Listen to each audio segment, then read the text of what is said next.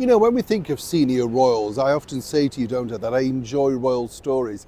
More so, really, because, of course, I think the stories that were hidden are far more fascinating than the ones that are put out by the publicity machine. And I don't mean that in a nasty way at all, but, you know, as we've told you before, you know, say the Queen meeting Marilyn Monroe, or perhaps, you know, Princess Margaret's shenanigans, they always hold more interest factor, don't they?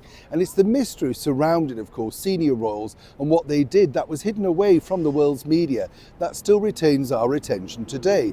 None more so, I might say, than, of course, one of my favourite former royals, sadly no longer with us, of course, the Duke of Edinburgh, His Royal Highness Prince Philip. Now, a lot of people would say, yes, but of course, you know, we didn't know too much about him. It's always fascinating to meet people that had worked with inside the royal household who, at, shall we say, an advanced age, are now ready to tell you their secrets. And none more so fascinating than this infamous story about a club that met every Thursday in the very heart of Soho above a famous restaurant, dubbed the Thursday Club. As ever, let me explain. Good to see you today. Thank you so much as ever for your time. We'll have a quick wave. It's a bit wet and windy out here now, but it looks nice, doesn't it, and fresh. Yes, well, it's not bad. Yeah, you know what I mean. It does look nice. So I think London, when it's just come out of a shower, everything looks sort of revitalised, doesn't it? Well, unlike me, of course. Yeah, you know, you come out looking like a dried old prune, don't you?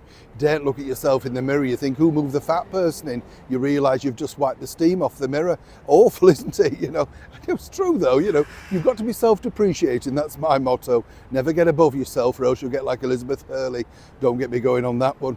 Now let's get back to your royal story of the day. As I say, you know, the Thursday Club was an infamous club really, all set around His Royal Highness Prince Philip. You see, by the time the middle 50s had come, you know, basically Prince Philip needed an outlet apparently from the sort of strict royal life that he'd now become associated with. I mean, he was the best, was he not, consort? You know, he was always you know, respectful of Her Majesty the Queen, very supportive. Yes, at times possibly said the wrong things, the gaffes, all of that sort of stuff. But I think many of us loved him for that. I know I did. I liked the fact that he said the wrong things. I thought it was marvellous, you know. But the Thursday Club, you see, used to meet up in Old Compton Street in the very heart of Soho in basically a very famous restaurant at the time called Wheeler's. It was known for its speciality fish dishes, particularly oysters. And this had an eclectic mix of people, everything from newspaper editors right through to famous actors like David Niven, and of course celebrated photographers like Cecil Beaton. So many people, including allegedly the Kray twins. Yes, the Kray twins, who were the infamous gangsters of the East End, apparently frequented this Thursday Club, and apparently Prince Philip was quite enamoured with them. Not only that, Kim Philby, the double agent spy, was there at points, and even celebrated prime ministers would pop in on the invite. This was a no, you know, photos club. Whatever you heard inside those walls couldn't be repeated out. But on occasion, Prince Philip would take along his valet or his personal assistant.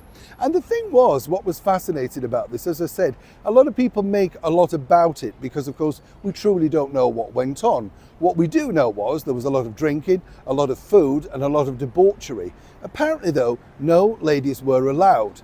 Well, according to the folklore. But according to this particular ex-staff member, well, that wasn't always the case. Certainly actresses who'd been appearing on the West End stage were allowed to pop in for a late night drink as and when required. I'll leave that there for you. However, one of the things that did come out of this particular conversation, which I thought was fascinating, was the fact that Prince Philip had no idea how certain elements of that particular night or certain nights got back to Her Majesty the Queen, or indeed her mother, the Queen Mother. Now, Prince Philip and the Queen Mother were not exactly the best of chums, you know. They did tolerate each other, but, you know, obviously the mother-in-law, you get the picture. But you see, what she hadn't banked on, according to this ex-staff member, was the Queen Mother, always protective of her daughter, the Queen, had placed none other than one of her favourite people inside the inner sanctum. That's right, Cecil Beaton. And after a few sherries over at Clarence House or Kensington, he could be persuaded to reveal some of the chat and secrets. And that's exactly how the Queen Mother knew what Prince Philip was up to, what he was talking about, and apparently she would bend his ear, shell-like, to remind him exactly who was boss. all of course in good nature. I'm sure you'll agree. Fascinating to know though, don't you think? Neil Sean in the very heart of London.